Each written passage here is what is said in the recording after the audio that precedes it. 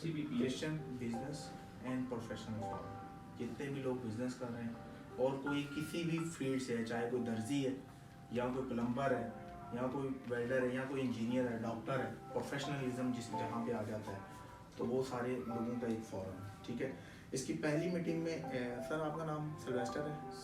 Stephen साहब, आप भी इसकी पहली मीटिंग में थे। तो ये हाल ही में इसका क़याम हुआ है और इसमें जो हमारी फर्स्ट मीटिंग थी उसमें 6 लोग थे। उसके बाद जो कंटिन्यू रह सके वो 5 लोग थे। 5 लोगों के नाम मैं आपको बता चुका हूँ, जिसमें सबसे पहला नाम जो है वो एलविन साहब का है। एलविन साहब हैं अभी तक के हमारे जो ग्रुप के साहब हैं, इनका काम है पब्लिक डीलिंग। ठीक है, आमिर साहब का काम है मैनेजमेंट का। इम्तियाज़ साहब का जितना भी क्लरिकल वर्क कह लें या कंटेंट राइटिंग का कह लें, इनका काम ये है। रेवरेंड शकील खोखर साहब का काम फंड रेजिंग का है और मेरा काम है सर ट्रेनर एंड स्पीकर। ठीक है, यहाँ तक क्लियर हो गया। अब बेशुमार सोसाइटी के मसाइल थे और जिन पे हम डिस्कस कर चुके थे और जो इन पे काम करना बहुत मुश्किल हो रहा था और हमें एक वे आउट बनाना था कि हम किस तरह से लोगों में पेनिट्रेट करें, लोगों में एक अपना जो सर्कल है वो बिल्ड कर सकें। तो उन सारी चीज़ों को हमने मद्देनज़र रखते हुए जो डिस्कस किया वो ये था कि हमें सबसे पहले लोगों की कनेक्टिविटी पे काम करना है। तो जिसके लिए आप सबको यहाँ पे जमा किया, बजाय इसके कि हम पहले रैंडमली आपको बुलाते कि आप आएँ। आपको भी पता नहीं था कि आप किस लिए उस प्रोग्राम को अटेंड कर रहे हैं और हमें भी नहीं पता था कि कौन कौन लोग आए। ठीक है, तो इस फिलहाल CBPF का मेन मकसद लोगों को कनेक्ट करना है, उन लोगों को जो किसी भी पेशा से हैं। अब वजह क्या है, हमने करना किस तरह से है, इसकी मैं आपको सारा एक वे आउट बना के बताऊँगा कि हमारी स्ट्रेटेजी क्या होगी, किस तरह से हम जो है वो लोगों को कनेक्ट कर पाएंगे या हम किस तरह से ज़िंदगी गुजार रहे हैं। बेसिकली आप ये देखें कि इसकी मिसाल आप ऐसे लीजिएगा कि ये मेरा घर है,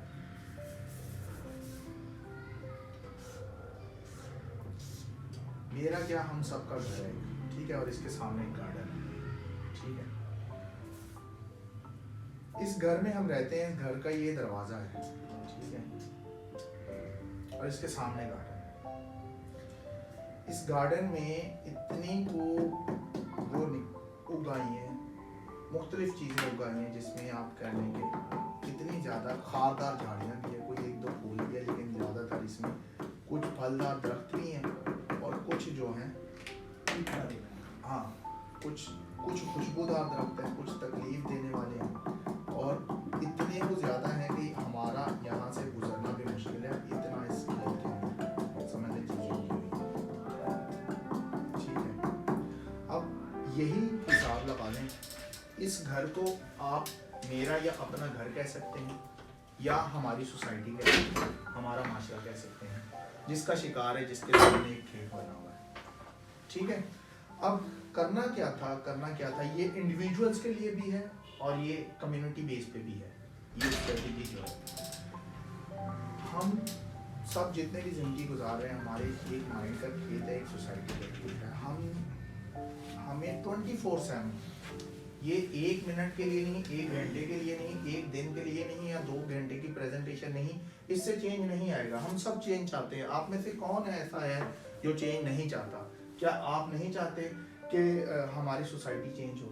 क्या मैं नहीं चाहता? शायद मुझसे ज़्यादा आपकी तरफ हो, लेकिन जब तक ये चाहने तक काम नहीं होगा, जब तक ये हमारी बर्निंग डिज़ायर नहीं बनेगा, जब तक हम इसमें से जो ख़राब दरख्त हैं, जो अपनी जड़ पकड़ के बहुत मजबूत हो चुके हैं, जिनको उखाड़ना अब मुश्किल है।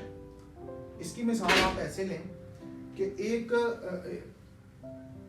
शख्स गुजरता है तो एक दरख्त थोड़ा सा उगता है, वो देखता है वहां पे कि वो दरख्त उग रहा है तो वो उसको इग्नोर करता है।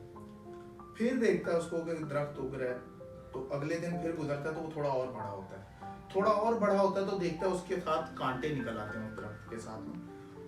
उसके अगले दिन जाता है तो उसमें से बदबू भी आने लग जाती है। ठीक है, हम करते क्या है, हम सब देख रहे हैं कि सोसाइटी में बिगाड़ हो रहा है। सोसाइटी में बहुत सारी चीज़ें ऐसी हैं कि जो जिसका ना तो हमारा दीन जो है, जो हमारी रिलीजन है ना, वो इस चीज़ की इजाज़त देता है, ना स्टेट ही इस चीज़ की इजाज़त देता है, ना ही मोरल एथिक्स इस चीज़ की इजाज़त देते हैं।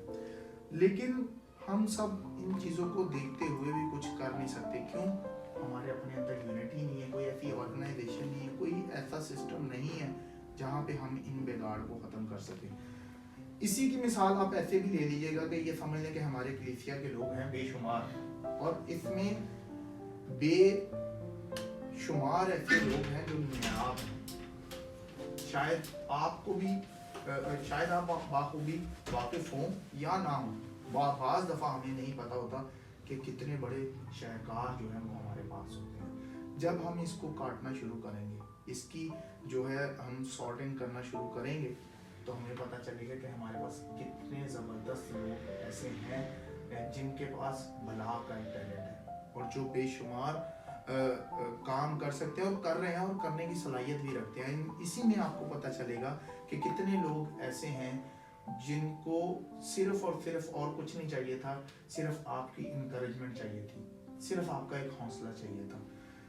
तो यहाँ तक क्लियर? Is it clear? ठीक है। यहाँ पे मैं फिर रिपीट कर दूँ कि ये देखें, ये घर हुआ हमारा, ये खेत है। इसमें से हमने करना क्या है कि इसमें बहुत सारे बदबू, फर्ज करें इसकी मिसाल ऐसे भी ले लीजिएगा कि 50% इसमें हैं बुरे दरख्त और 50% हैं अच्छे दरख्त। ठीक है, अब मुझे क्या करना है, मेरे 50% बुरे दरख्तों की वजह से मेरे अच्छे दरख्तों की भी फाइंडिंग नहीं हो पा रही है, पता नहीं चल पा रहा ना। तो भी इन 50 दरख्तों को मैंने क्या करना है, बुरे वालों को निकालूंगा तो ये क्या होगी, जगह खाली होगी। अब मैंने निकाल तो दिया, जब यहाँ पे कुछ भरूंगा नहीं तो फिर क्या होगा, कोई ना कोई दूसरे बुरे दरख्त उगाएंगे। मैंने एक दरख्त बुरा उखाड़ना है, एक अच्छा लगाना है, एक बुरा उखाड़ना है, दूसरा अच्छा लगाना है। उससे क्या होगा, जब ये 50 हैं तो 50 यहाँ पे फिट, जब एक की दूसरी जगह एक बुरे दरख्त की अच्छा दरख्त जगह ले लेगा तो इस तरीके से आहिस्ता आहिस्ता से चेंज आएगा। मिसाल लीजिएगा ऐसे कि हम काम करेंगे, हो सकता है बहुत सारे लोग डिसऑर्डर्ड भी हों। आप में से चाइनीज बैम्बू की मिसाल सुनी किसी ने? चाइनीज बैम्बू सर, आप जरा इधर आ जाएंगे तो मेरे लिए ज़्यादा आसानी होगी, क्योंकि मेरा आई कांटेक्ट जो है बांस जिसको कहते हैं, चाइनीज बांस। चाइनीज बैम्बू सर कहते हैं, चाइना में एक ऐसा पौधा उगता है जिसको चाइनीज बैम्बू कहते हैं। चाइनीज बैम्बू को 5 साल तक डेली पानी देना पड़ता है बिला नजर, और बारिश हो, तूफान हो, आंधी हो, उसे पानी देना ही देना। 5 सालों तक उसकी खासियत ये है कि उसकी कॉम्पल भी नहीं निकलती, और माली इस उम्मीद पे पानी देता है कि 5 साल में इसमें से क्या निकलेगी, कॉम्पल निकलेगी। जब 5 सालों बाद उसमें कॉम्पल निकलती है, अगले 6 हफ्तों के अंदर अंदर वो अपना कद जो है वो तकरीबन 100 फुट के करीब कर लेता है, 90 फुट 100 फुट के करीब, इतनी जल्दी से उसकी ग्रोथ होती है। तो कहना ये चाह रहा हूँ कि हम सब अगर इस ग्रुप का हिस्सा बनते हैं तो हो सकता है हमें थोड़ी सी सामने से डिस्करेजमेंट भी हो, बहुत सारे क्रिटिसिज्म भी हो, और बहुत सारी हम डीमोरलाइज भी हों कि रिजल्ट्स नहीं आ रहे हैं। तो ऐसा नहीं है कि हम अगर अच्छा काम करेंगे तो उसके रिजल्ट्स नहीं आएंगे, रिजल्ट्स आएंगे। लेकिन क्या है कि ये जितनी देर में ये दरख्त बड़े हुए हैं ना, उतनी देर हमें अच्छे दरख्त लगा के इंतज़ार करना पड़ेगा। पीछे क्या हुआ, अब तक क्या हो चुका, हम उन चीज़ों पे डिस्कस नहीं करेंगे। कौन क्या कर रहा है, हम उन चीज़ों पे भी डिस्कस नहीं करेंगे। हम क्या कर सकते हैं, हम इस पे डिस्कस करेंगे।